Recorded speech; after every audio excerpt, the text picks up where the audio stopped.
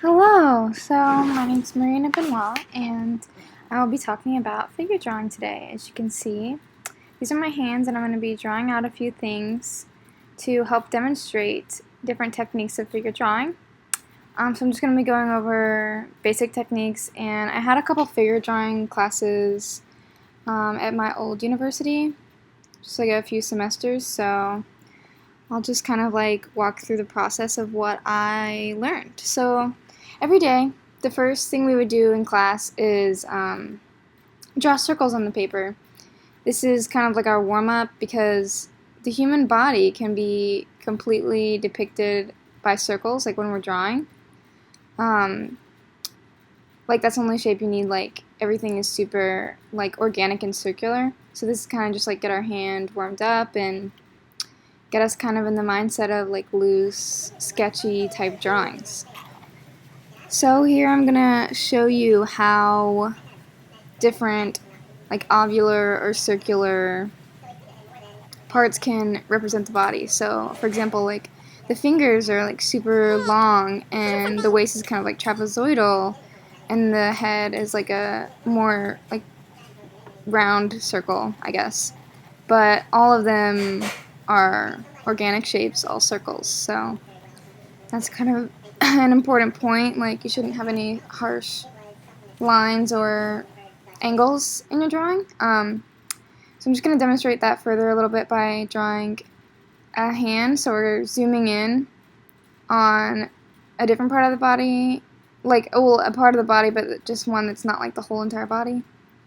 So every little section of your finger is its own circle, and then the different areas of the hand can be demarcated by circles as well.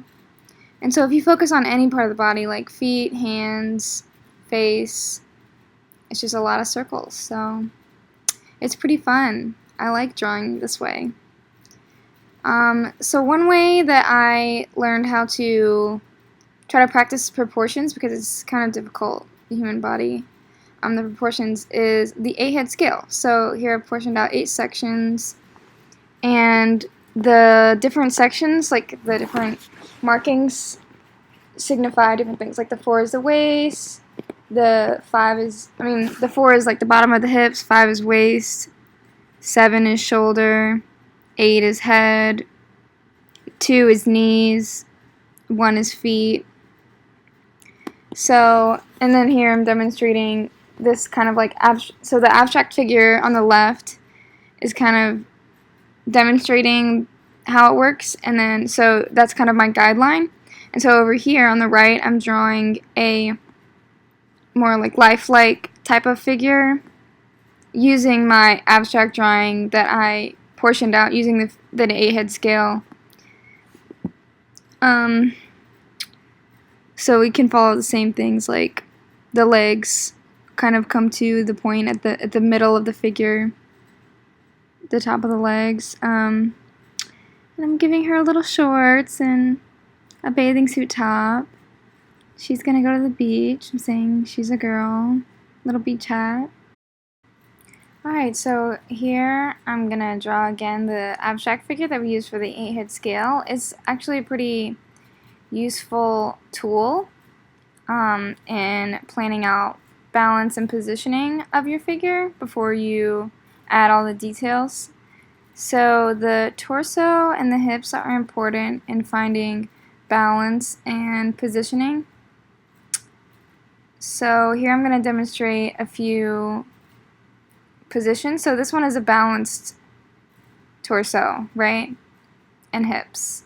They can be equally like aligned. They're kind of pointed in a direction of interest, but not unbalanced. And then that one would be unbalanced.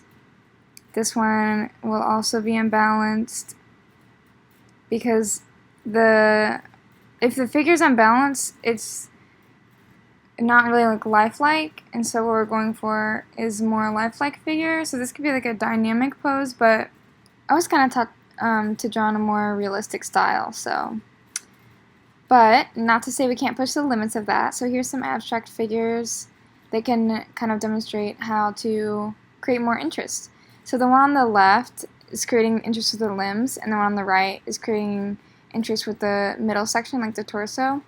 Hips out, kind of sassy. That's the one on the right. And the one on the left, limbs outstretched, maybe dancing or something. And so here's a few more.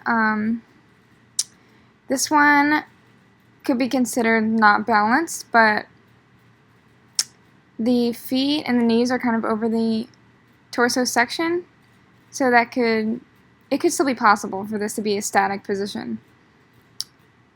And this one, just a fun little outstretched arms. So here we have a group, a little ensemble of a few different styles that can be represented.